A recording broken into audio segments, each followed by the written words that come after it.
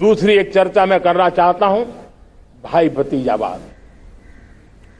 और जब मैं भाई भतीजावाद, परिवारवाद की बात करता हूं तो लोगों को लगता है मैं सिर्फ राजनीतिक क्षेत्र की बात करता हूं। जी नहीं, दुर्भाग्य से राजनीतिक क्षेत्र की उस बुराई ने हिंदुस्तान की हर संस्थाओं में परिवारवाद को पोषित कर दिया है। परिवारवाद हमारी अनेक संस्थाओं को अपने में लपेटे हुए है और उसके कारण मेरे देश की टैलेंट को नुकसान होता है, मेरे देश के सामर्थ्य को नुकसान होता है। जिनके पास अवसर की संभावनाएं हैं वो परिवारवाद, भाई भतीजे के बाद बाहर रह जाता है। भ्रष्टाचार का भी कारण ये भी एक बन जाता है ताकि उसका कोई भाई भतीजे के कार्य आसरा नहीं है तो लगता है चलो भाई कहीं से खरीद करके के जगह बना लूं। इस परिवारवाद से, भाई भतीजावाद से हमें हर संस्थाओं में एक नफरत पैदा करनी पड़ी होगी, जागरूकता पैदा करनी होगी, तब हम हमारी संस्थाओं को बचा पाएंगे। संस्थाओं के उज्जवल भविष्य के लिए बहुत आवश्यक है। उसी प्रकार से राजनीति में भी परिवारवाद ने देश के सामर्थ्य को सबसे सारा अन्याय किया है।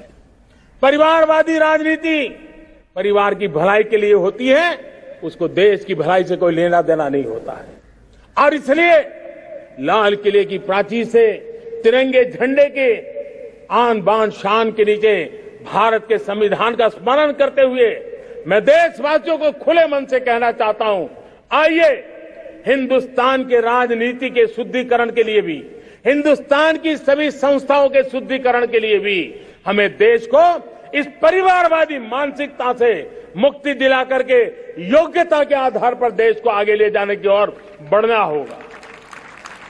यह अनिवार्यता है, वरना हर किसी का मन कुंठित रहता है कि मैं उसके लिए योग्य था, मुझे नहीं मिला क्योंकि मेरा कोई चाचा, मामा, पिता, दादा, दादी, नाना, नानी कोई वहां थे नहीं। ये मनस्थिति किसी भी देश के लिए अच्छी नहीं। मेरे देश के नौजवानों, मैं आपके उज्जवल भविष्य के लिए, आपके सपनों के लिए, मैं भाई भतीजावाद के खिलाफ लड़ाई में आपका साथ चाहता हूं। परिवारवादी राजनीति के खिलाफ लड़ाई में मैं आपका साथ चाहता हूं।